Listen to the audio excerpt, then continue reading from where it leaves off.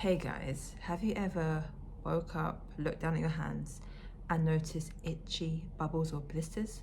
Well, today we are diving into the world of dyshidrotic eczema.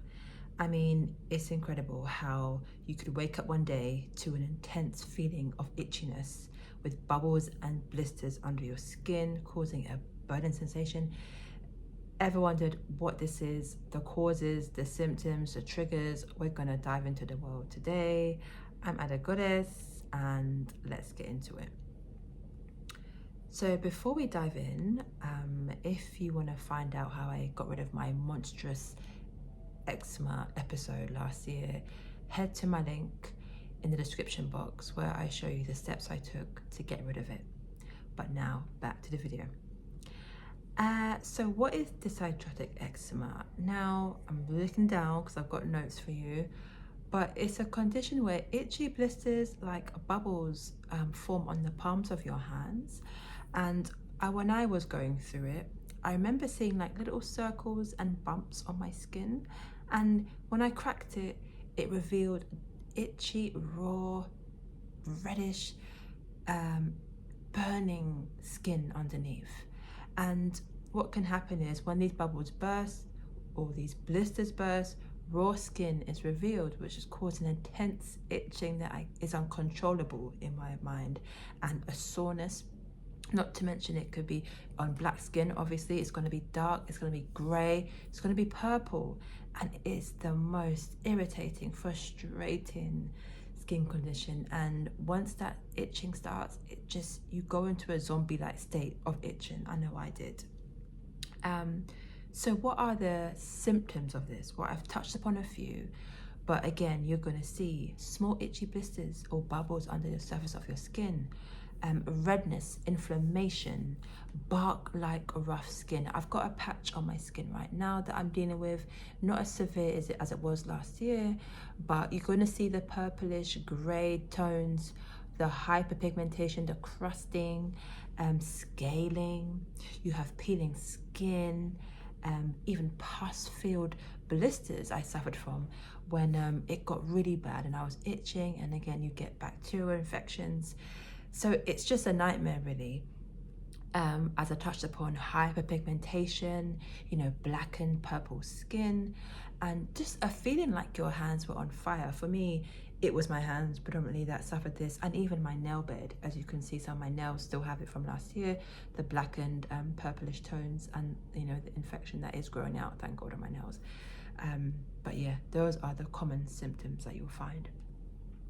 So what are the causes of this dyshidrotic eczema? Now, we can say that for me personally, and for you, it's genetic factors, right? I had my mom who suffered from really swollen lips whenever she ate something that was not agreeing with her. She lived on Piriton, which is an antihistamine. And my brother also suffered from asthma. So, we have these allergies in the family history.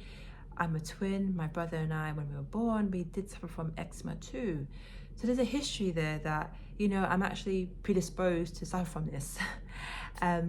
Also, other causes are environmental triggers. Do you have any pets? Are you painting your house?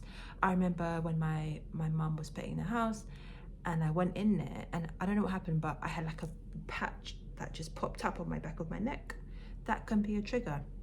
Not to mention common things like metals, especially nickel allergy in jewelry, makeup, shellfish. I had mussels the other day and my lips literally started peeling and crusting. Nail polish, plants in the home, bartenders, hairdressers, porters, they tend to suffer from these skin conditions, dyshidrotic eczema. They're always immersed in water, their hands, chemicals. So it's common in those industries to have those skin conditions. I think bartenders are called bar rot or something, or finger rots. Anyway, skincare products, right? For me, I thought kojic acid caused me an allergic reaction. Stress, insect bites, a change in the weather, from hot to cold, cold to hot. These are all triggers that can cause a flare-up. And even food, right? Food are triggers too. Dairy, gluten, too much cheese, too much yogurt, milk. There are all these triggers that we have to be mindful of when we're dealing with a flare-up, and it's difficult. but when we track what could have caused it, it helps us just to keep away from it in the future. Now, what is the diagnosis process? What do we do when we want to say, you know what, I don't know what's going on with my skin? Well, we can actually go to a dermatologist, as I'm sure you know, and find one that specializes in like black skin, if you can, and knows about the different types of eczema you're going through.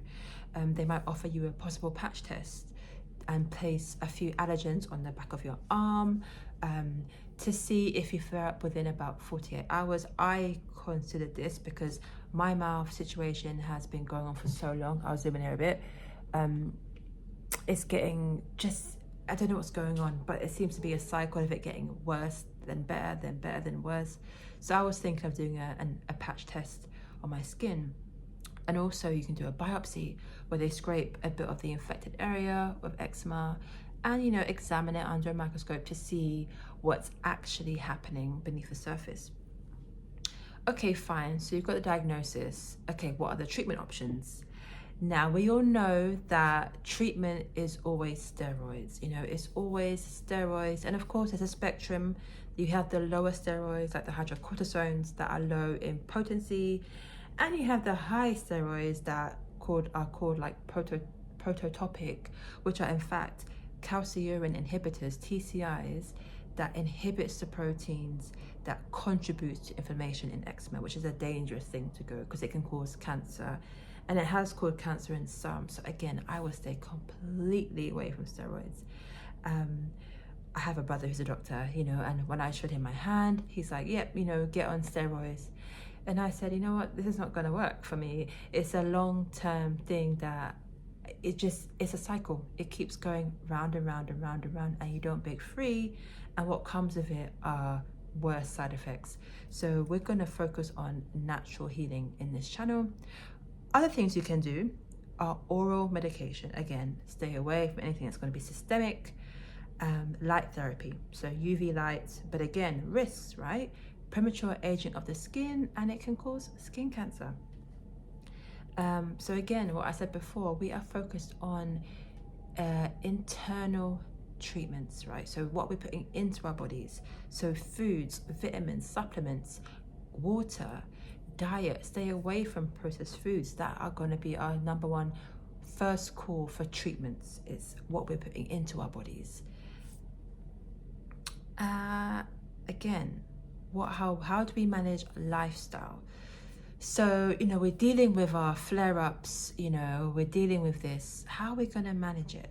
So the first thing I would think of is avoiding the triggers as best you can. And the best way you can do it is just write a journal. In my phone, I've got notes of what are my triggers. I've got makeup in there. Ones especially affect me are NYX lip butters and MAC lip liner. I've got the lip stains, I can't even use them. The lip liners, no, forget it. My mouth is just like, nah. Also, what you put on your body, avoiding triggers. Journaling. So writing down what you're using day to day, monitoring your skin, taking pictures. How do you feel? Making sure you're using hand gloves, gloves for washing up. Dealing with household chemicals, cleaning. There's so many chemicals and allergens in our day-to-day cleaning stuff that we don't realize. So I need to get my gloves on when I'm dealing with the house, making sure that I'm not getting myself into any allergens where possible, right? Also, stress management, keeping ourselves calm, but it's hard when you've got kids and stressful environments. But having the time to just focus on yourself, keeping away from stressful people, and having time to yourself. Good positive affirmations, mindfulness, breathing techniques, yoga, meditation, because we're having to manage this day to day, and it's stressful and it's hard. But we have to speak well over our skin and know that it can heal and it will heal. Again, positive reinforcement. Dyshidrotic eczema is a frustrating skin condition, but it can be managed and it can be treated effectively without steroids. You're not alone. I'm going through this journey. I'm going to give you an update video on my skin, and I'm going to take you through this with me. And we're going to get ourselves on the road to recovery, right? Through proper management, lifestyle changes, diets, drinking water, having vitamins, supplements, we can make our skin great again. But until next time, it's Ada Goddess, and keep reminding yourself to be well, stay well, and I'll see you in the next one. Bye.